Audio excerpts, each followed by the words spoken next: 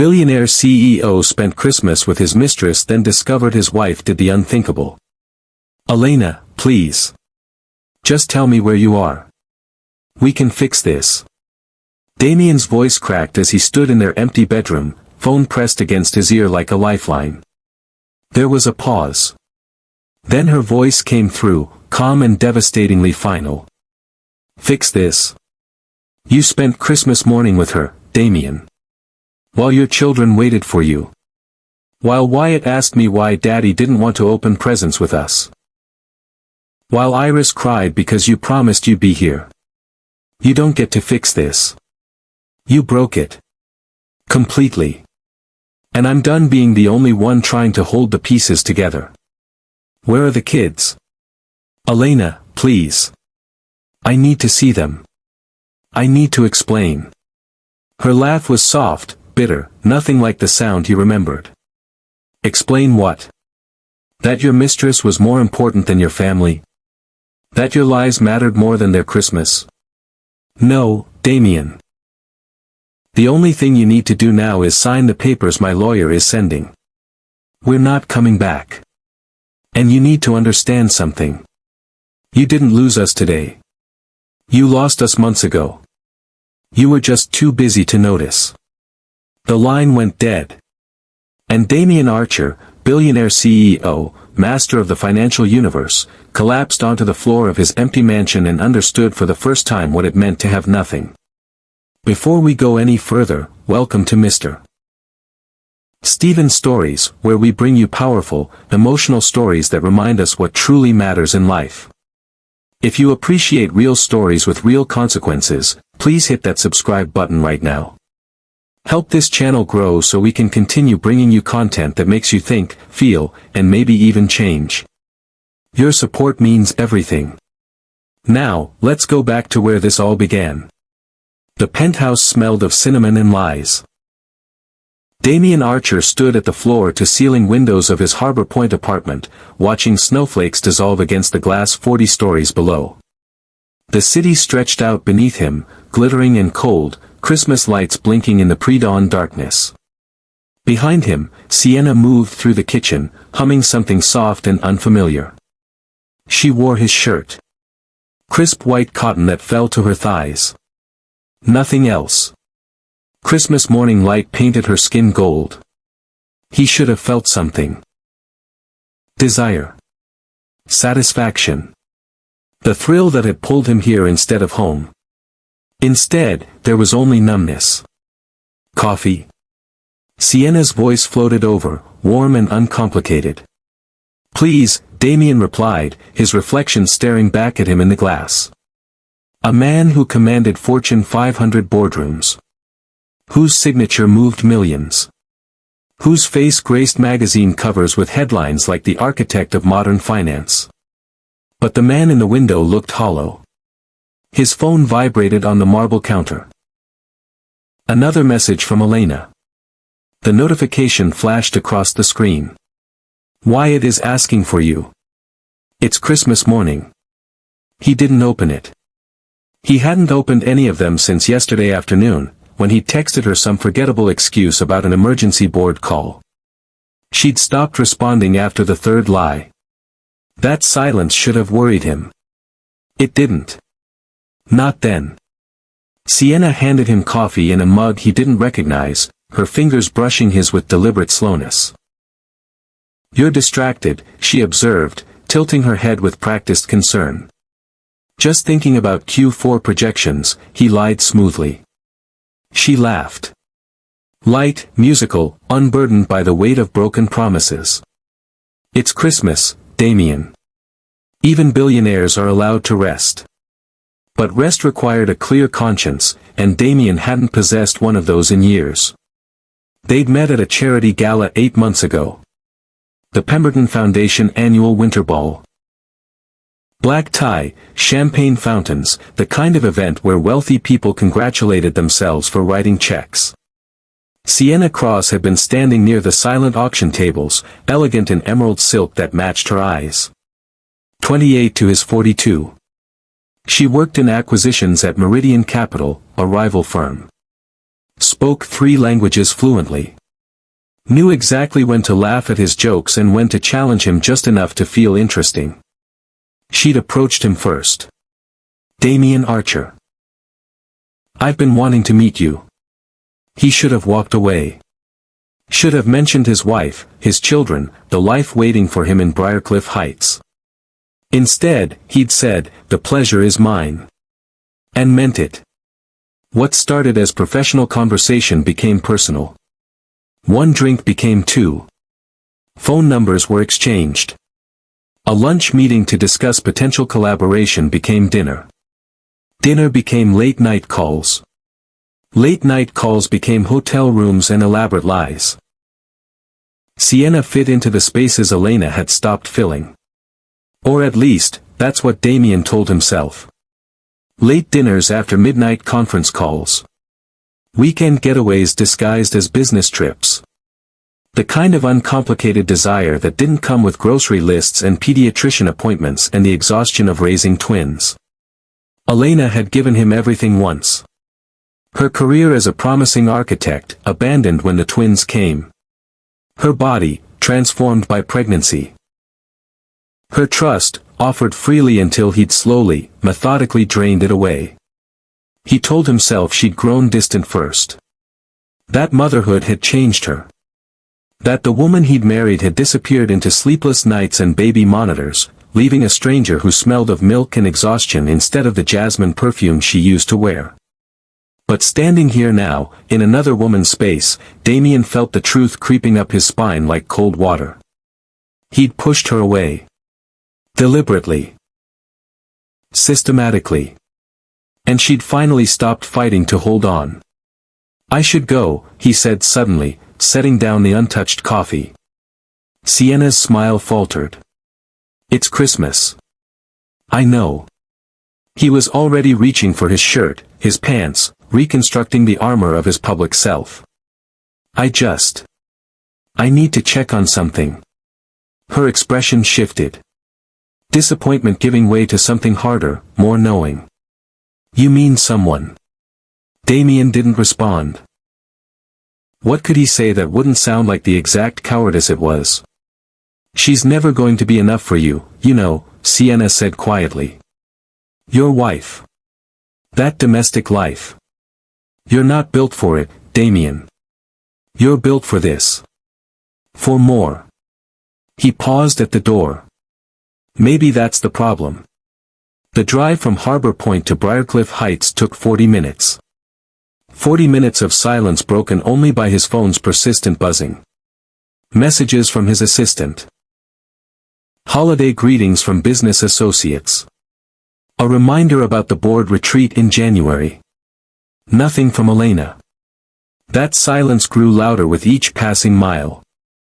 The Archer estate sat behind iron gates, pristine and cold in the winter morning. Snow blanketed the circular driveway, untouched except for a single set of tire tracks leading out. Fresh tracks. Damien's chest tightened as he parked and approached the front door. His key turned in the lock, but the house that greeted him felt wrong immediately. Too quiet. "Elena?" His voice echoed through the marble foyer. No response. No running feet. No twins shouting "Daddy's home" the way they used to before he'd started coming home less and less. The living room was immaculate. No wrapping paper scattered across Persian rugs. No toys. No evidence that children lived here at all. The Christmas tree they'd decorated together 2 weeks ago, or rather, that Elena had decorated while he'd answered emails, stood dark and silent in the corner. Panic began as a whisper in his blood. Elena? Wyatt? Iris? He took the stairs 2 at a time, his heart hammering against his ribs. Their bedroom. Empty. Bed made with hotel precision. The twins' room. Empty. Toys organized with unnatural care, as if staged for a photograph. On the dresser in their bedroom, a single envelope with his name in Elena's careful handwriting. His hands shook as he opened it. Damien, by the time you read this, will be gone. I'm not telling you where. I'm not asking for a conversation. I'm simply done. You chose her. You've been choosing her, or someone like her, for longer than I had the courage to admit. You chose late meetings and weekend conferences and the expensive lie of a life that looked perfect from the outside. I chose our children. I chose myself. I chose to stop disappearing while you pretended not to notice. The twins asked where you were this morning. Wyatt wanted to wait to open presents. Iris made you a card. It's in your office drawer, though you probably won't find it for weeks. I didn't have an answer for them. Not one that wouldn't break their hearts a little more. So we left. Don't look for us. Don't send lawyers or investigators or money. We're not a problem you can solve with the tools that built your empire. We're just the family you forgot you had. Elena. The letter slipped from his fingers, drifting to the floor like snow. Damien stood frozen in the center of a house that had never truly been a home, surrounded by the evidence of a life meticulously maintained and carelessly destroyed. He thought of Sienna's apartment. The warm coffee.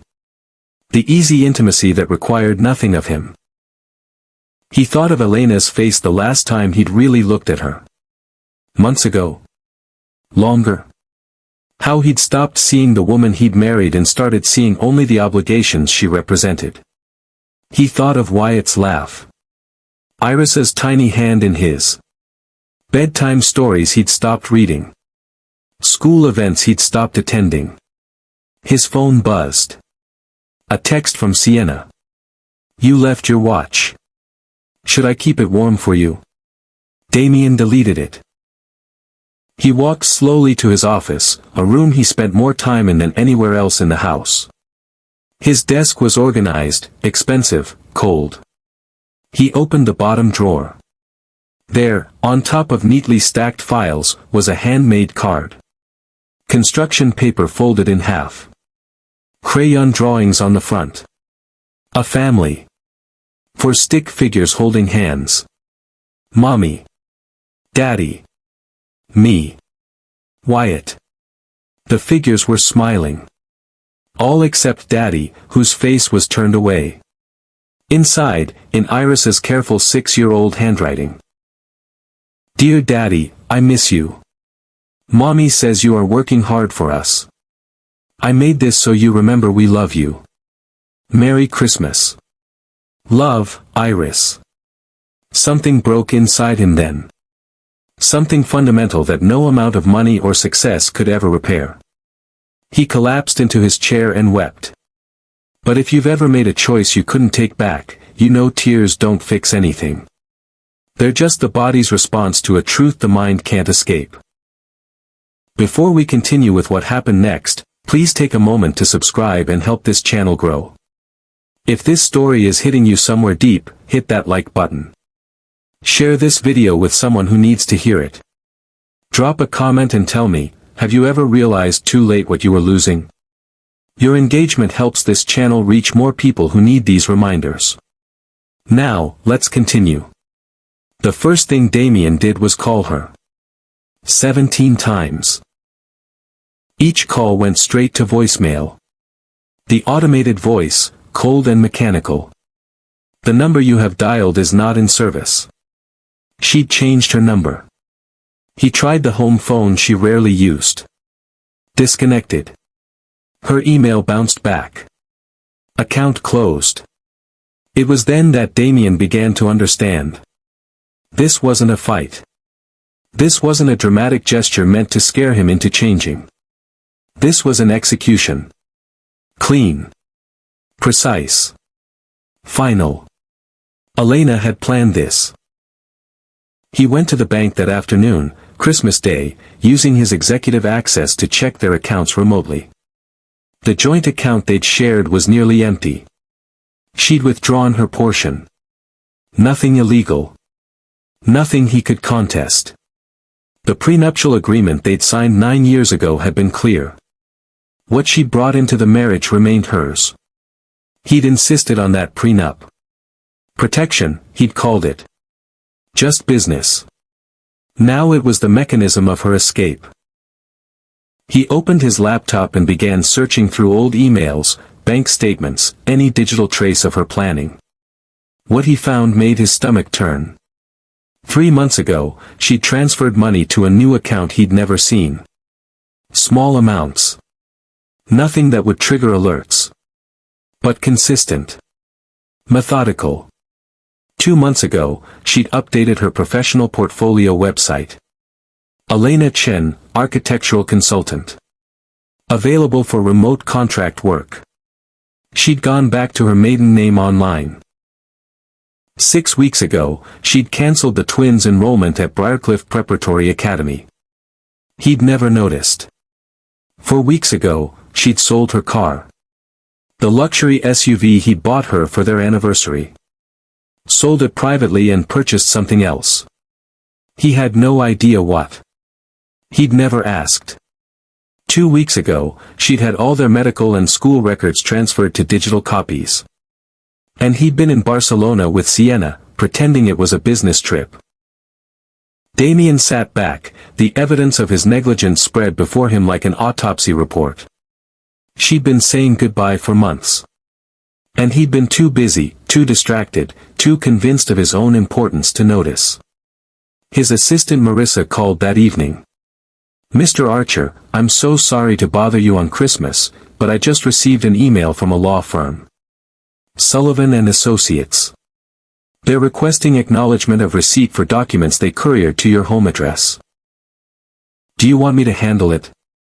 "What documents?" She paused. "It says family law matter. Confidential. Send them to me." 20 minutes later, Damien was staring at divorce papers. Custody arrangement proposals. Financial separation agreements. The terms were simple. Elena wanted nothing from him except freedom. No alimony. No share of his company. No claim to properties or assets acquired during the marriage. She wanted sole physical custody of Wyatt and Iris, with supervised visitation rights for Damien to be negotiated through mediation. Supervised. As if he were a threat. As if he were a stranger. The realization hit him like ice water. To his children, he was a stranger. He couldn't remember the last time he'd read them a story. Couldn't remember their favorite foods. Didn't know their teachers' names. Had no idea what they were learning in school or what they did for fun or what scared them at night. He'd provided everything except himself. And now, they were gone. Damien spent the next 2 weeks in a haze. He hired the best private investigator money could buy. Marcus Webb. Former FBI. Specialized in locating people who didn't want to be found. Marcus came back with very little. "Your wife is smart, Mr. Archer. Very smart. She paid cash for everything in the weeks before she left.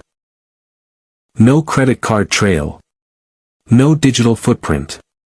She disabled location services on her phone before ditching it. The car she bought, a used sedan, was purchased from a private seller. No dealership records to track. But you can find her," Damien insisted. Marcus hesitated. "I can try. But I have to ask. If she went to this much trouble to disappear, maybe you should think about why. Just find her. Give me 2 weeks." Those 2 weeks felt like 2 years. Damien went through the motions at work. Board meetings. Strategy sessions. Conference calls. But his mind was elsewhere. His COO, Richard, pulled him aside after a disastrous presentation to investors. "Damien, what's going on? That wasn't like you. Family matter." Richard's expression softened. "Is everything okay with Elena and the kids?" Damien couldn't answer. At night, alone in the enormous house, he walked through rooms that echoed with absence. He found things Elena had left behind. Not forgotten. Left deliberately. Her wedding ring on the bathroom counter. Photos of them from happier years, face down in a drawer. A journal she'd kept, pages filled with thoughts she'd never shared with him. He read that journal. Every page. Every word.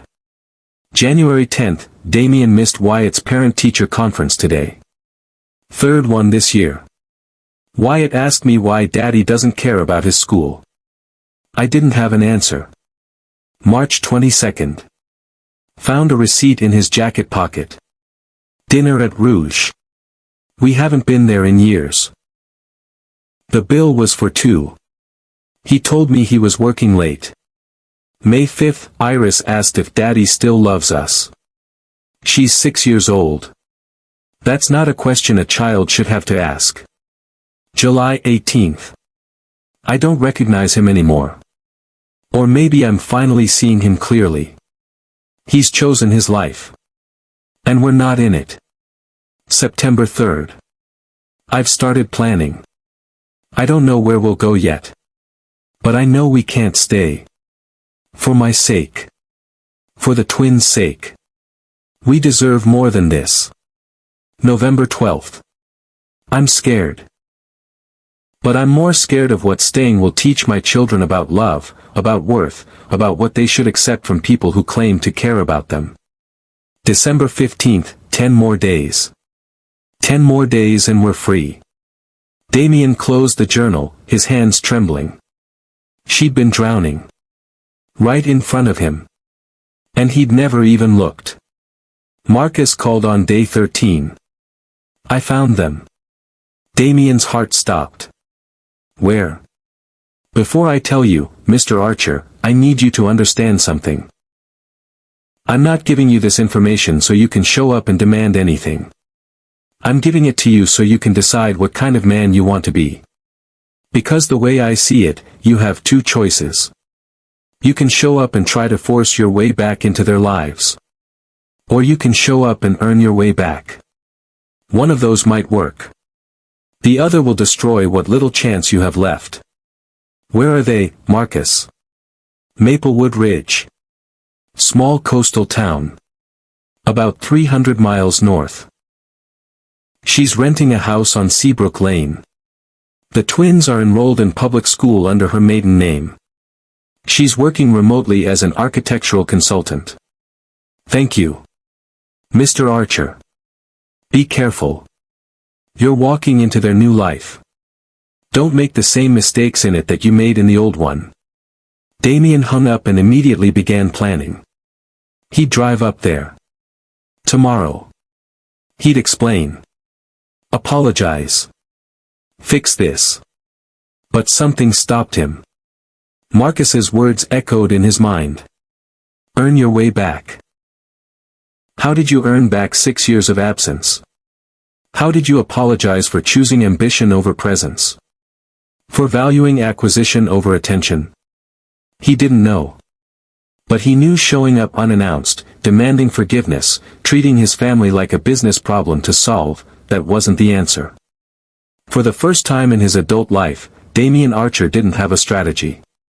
Didn't have a plan. Didn't have control. All he had was regret. And the faint, desperate hope that it wasn't too late. 3 months passed before Damien went to Maplewood Ridge. 3 months of therapy. Of sitting in an office with Dr. Brennan, a woman who didn't care about his net worth or his accomplishments, who looked at him and saw exactly what he was. A man who'd failed at the only thing that truly mattered. Why are you here, Damien? She'd asked in their first session. To fix my marriage. She'd shaken her head. That's not why you're here. You're here to figure out why you broke it in the first place. Until you understand that, nothing you do will matter. So he did the work. The painful, humbling work of examining his choices. His fears. His need for control and validation. The way he'd equated worth with wealth. Success with status. He ended things with Sienna. Not dramatically. Just honestly. This was a mistake. I was a mistake. I'm sorry for wasting your time. She'd shrugged. You didn't waste anything, Damien. We both got what we wanted. Or at least, what we thought we wanted. He stepped back from the company. Promoted Richard to acting CEO. Shocked the board. Shocked the industry. But he didn't care anymore. When he finally drove to Maplewood Ridge on a cold afternoon in March, it wasn't with demands or expectations. It was with nothing but a desperate need to see his children. To see Elena. To try, however futilely, to begin to make amends. The town was small. Quiet. The kind of place where people knew their neighbors and traffic meant 3 cars at a stop sign. He found Seabrook Lane easily. A narrow street lined with modest homes, weathered by salt air and time. The house was blue. Small. A tiny front yard with bikes leaning against the porch. His children's bikes. Damien sat in his car, hands gripping the steering wheel, and watched. The front door opened. Iris came running out, backpack bouncing, laughing at something. She'd grown. Her hair was longer. She looked happy. Wyatt followed, more reserved, but smiling too. And then Elena. Wearing jeans and a sweater. Hair pulled back. She looked different. Lighter. Free. She said something to the twins and they climbed into a modest sedan. Not the luxury SUV he'd bought her. Something practical. Something hers. They drove past him without noticing. Damien followed at a distance. They went to a park near the water. He parked far away and watched as Elena and the twins walked along the beach, collecting shells, running from waves. They looked whole. Like they didn't need him at all. And maybe they didn't. But he needed them. He waited until they returned home.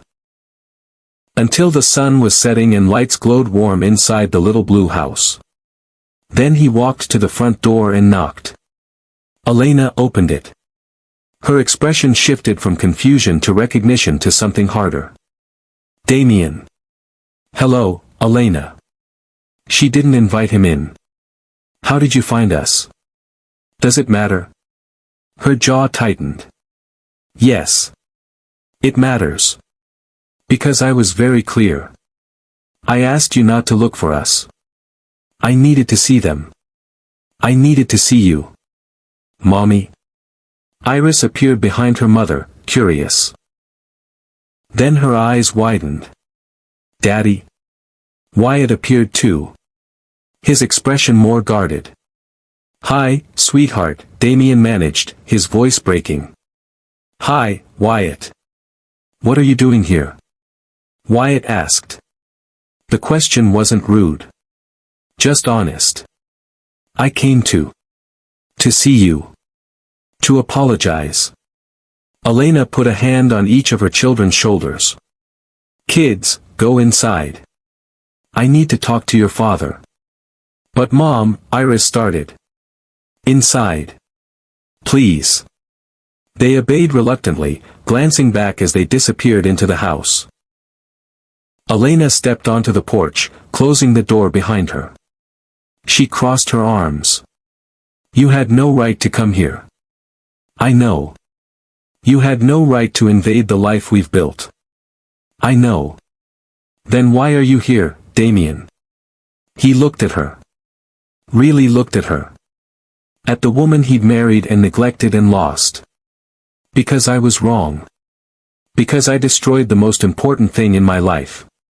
Because I spent 6 years chasing things that don't matter and ignoring the only things that do. Because I can't undo what I did, but I need you to know that I see it now. I see what I lost. I see what I threw away. And I'm not here to ask you to take me back. I'm here to ask if there's any way, any possibility, that I could be part of their lives again. Even a small part. Because they deserve a father.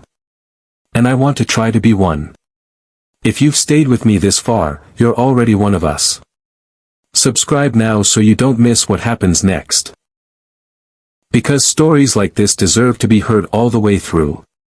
Drop a comment and tell me what this story is making you feel. Your support keeps these powerful stories coming. Now, let's see what Elena said. Elena stared at him for a long moment. Her eyes glistened, but her voice remained steady. Do you know what the hardest part was, Damien? It wasn't the loneliness. It wasn't raising them alone. It was watching them wait for you. Watching Wyatt sit by the window on his birthday, convinced you'd show up even though you'd cancelled 3 times. Watching Iris make Father's Day cards at school and then hide them because she didn't want me to feel bad that she had no one to give them to. Damien's throat closed. I'm so sorry. Sorry doesn't give them back the years you missed. I know. But maybe I can be there for the years ahead. If you'll let me. Elena wiped her eyes angrily. You don't get to just show up and expect everything to be okay. You don't get to waltz back in because you finally feel guilty. I don't expect anything. I'm asking. I'm begging. Let me try. She looked back at the house. At the warm light glowing through the windows. They're happy here, Damien. For the first time in years, they're not asking why you don't love them.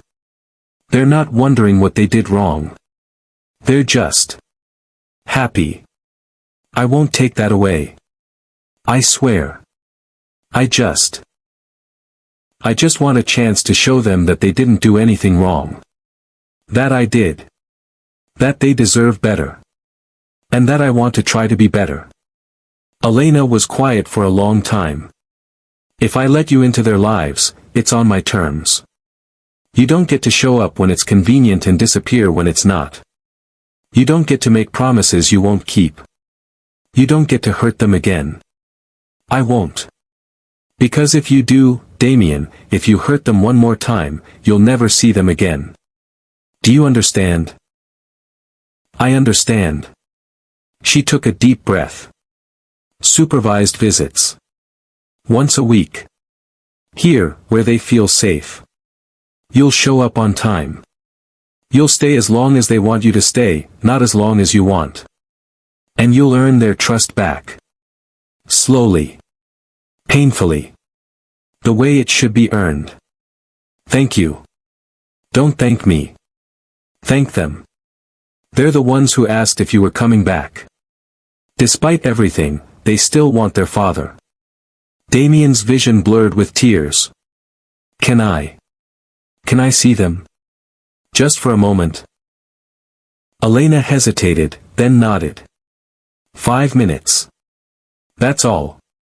She opened the door and called inside. Wyatt. Iris.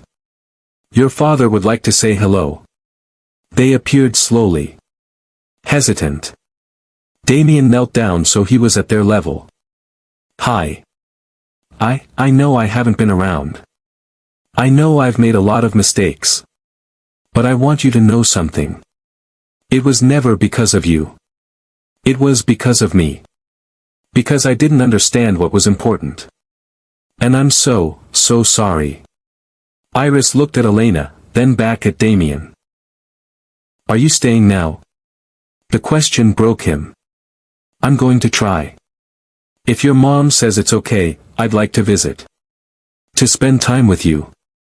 To get to know you again. Wyatt's expression was unreadable. You missed my soccer championship. We won.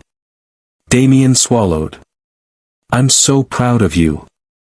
I'm sorry I wasn't there. Mom was there. She's always there. I know. She's amazing. Elena's expression softened almost imperceptibly. Why'd you leave? Iris asked quietly. It was the question Damien had been dreading. The question he had no good answer for. I made bad choices, sweetheart. I thought work was more important than family. I was wrong. Do you love us? The question pierced him. More than anything in the world. Then why weren't you here? Out of the mouths of children came the most devastating truths. Because I didn't understand what love meant. I thought love was providing things. Money. A house. Stuff. But I didn't understand that love is being there. Being present. And I'm learning that now. I know it's late. I know I can't go back. But I want to do better. If you'll give me a chance. Iris looked at Wyatt. Some silent sibling communication passed between them. Okay, Iris said finally. But you have to actually come. Not just say you will. I will. I promise. Wyatt remained skeptical. We'll see. Fair enough. Elena cleared her throat. All right. It's getting late. Say goodnight. Good night, Daddy, Iris said tentatively. Good night, sweetheart. Wyatt just nodded and turned back inside. Damien stood slowly, every part of him aching with loss and hope tangled together. Thank you, Elena. She met his eyes. Don't make me regret this. I won't. She started to close the door, then paused. Damien. That woman. Is she over? Completely. Elena nodded slowly. Good. The door closed softly. Damien walked back to his car, his heart hammering, his hands shaking. He'd been given a chance. A small, fragile, undeserved chance. And he would not waste it. The next 6 months were the hardest and most important of Damien's life. Every Saturday, he drove 300 miles to Maplewood Ridge. Every Saturday, he spent 2 hours with Wyatt and Iris under Elena's watchful eye. At first, the visits were awkward. Stilted conversations. Long silences. The twins testing him, waiting for him to disappoint them again. But he showed up. Every single week. No matter what. He learned their favorite foods. Wyatt loved pepperoni pizza but hated mushrooms. Iris would eat anything with chocolate. He learned their fears. Wyatt was afraid of thunderstorms. Iris was afraid of the dark. He learned their dreams. Wyatt wanted to be a marine biologist. Iris wanted to be an artist. He sat through soccer games and school plays and art shows, cheering from the sidelines, no longer the stranger but not yet fully dad. Elena watched it all with guarded hope. One evening, after a particularly good visit where Iris had actually hugged him goodbye, Elena walked him to his car. You're doing better than I expected, she admitted. I'm trying. I can see that.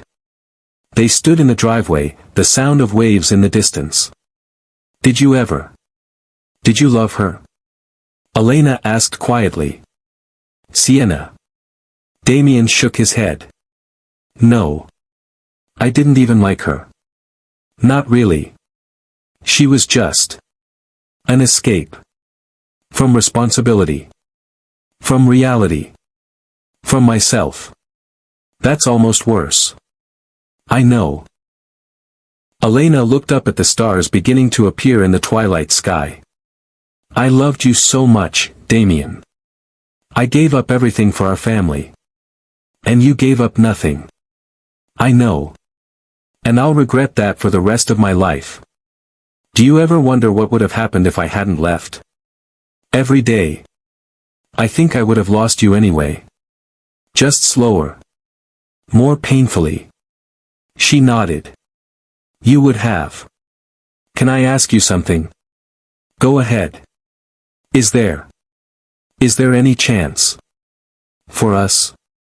Elena's expression was sad but clear. No, Damien. That part of our story is over.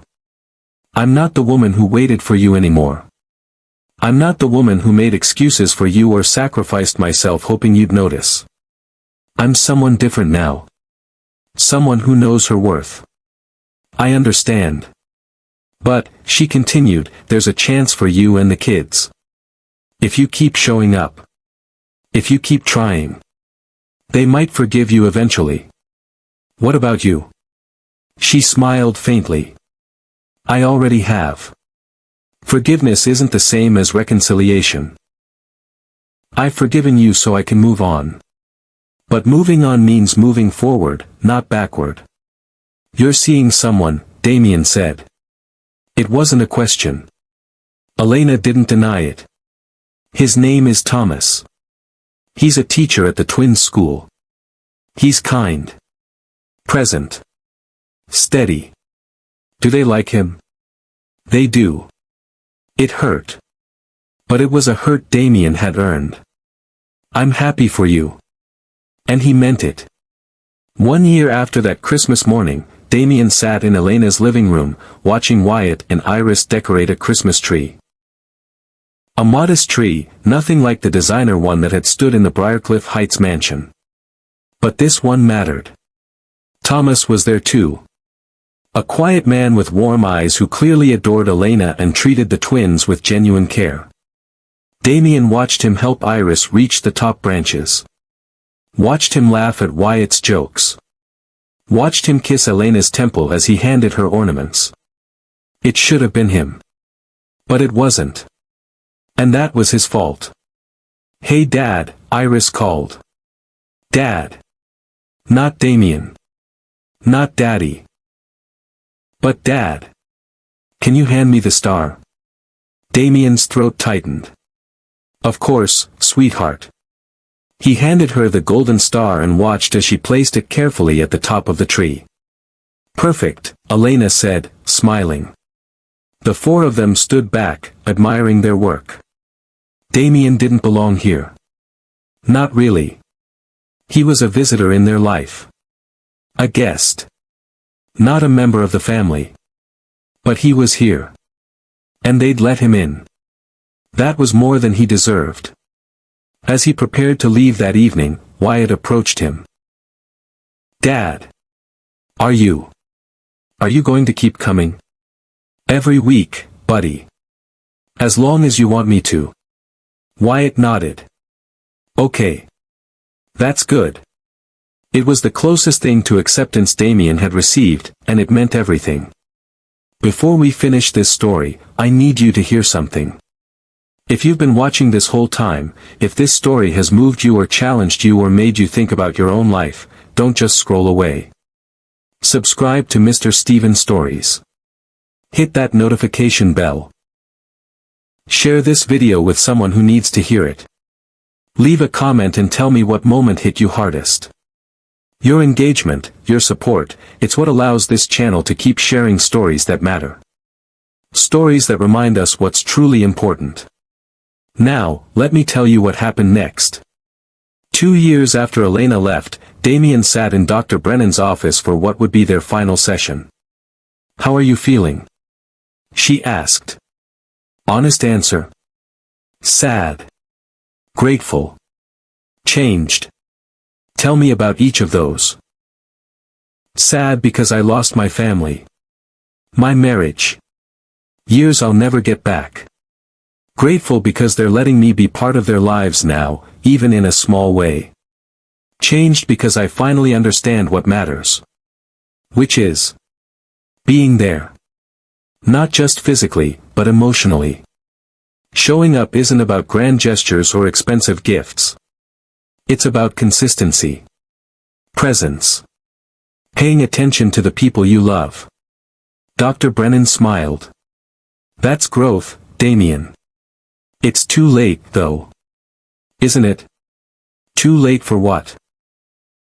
To have what I had. You never really had it in the first place. You had the illusion of it. Now you have the opportunity to build something real. It won't look like what you lost. But it might be something better. Something honest. Damien left that session and drove to Maplewood Ridge. He'd moved closer 6 months ago. Bought a small apartment 30 minutes away so he wouldn't miss the weekly visits. So he'd be nearby if the twins needed anything. That evening, he attended Iris's art show at school. Her paintings lined the walls, vibrant and expressive. One caught his attention. A family portrait. But different from the one she'd drawn years ago. This one showed Elena, Thomas, Wyatt, Iris. And in the corner, slightly separate but still connected, a figure labeled Dad. Not in the center. But not excluded either. It was the truth of his life now. And he accepted it. After the show, he took the twins for ice cream, with Elena's permission. They sat in a small shop, talking about school and friends and nothing important. Everything important. Dad, Wyatt said suddenly. I'm glad you kept coming back. Me too, buddy. I didn't think you would. I know. I'm sorry I gave you reason to doubt. Iris licked her chocolate cone thoughtfully. Mom says people can change if they really want to. Do you believe that? She considered. I think so. You're different now. How? You listen more. You're here more. You're more like a dad. It was the greatest compliment Damien had ever received. That night, as he dropped them off at home, Elena met him at the door. They're talking about spending a weekend with you, she said. Unsupervised. Damien's heart leaped. Really? If you want. In a few months. We'll do a trial run. One night. See how it goes. I'd love that. Thank you, Elena. She studied him. You really have changed, haven't you? I'm trying every day. She nodded. That's all any of us can do.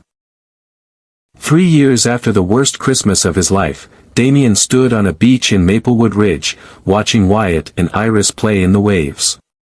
They were 9 now. Growing up so fast. He'd missed their early years. Their first steps. First words. First days of school. But he was here now. For soccer games and art shows. For skinned knees and bad dreams. For the ordinary, sacred moments that made up a life. His company had continued without him at the helm. He still consulted. Still sat on the board. But it no longer defined him. His children did. Elena approached, Thomas at her side. They're happy, she observed. They are. So are you, I think. Damien smiled. Getting there. Thomas extended his hand. Thank you for being good to them. I know it's not easy, sharing their lives. Damien shook his hand. Thank you for being good to them. For being what I wasn't. You're being it now, Thomas said. That's what matters. Later, as the sun set and they packed up to leave, Iris ran to Damien and wrapped her arms around him. I love you, Dad. 3 words. Simple. Profound. Undeserved. I love you too, sweetheart. So much. Wyatt joined the embrace, less demonstrative but present. In that moment, holding his children as waves crashed behind them, Damien understood something fundamental. He'd spent years building an empire. Accumulating wealth. Chasing success. And he'd had nothing. Now he had less money.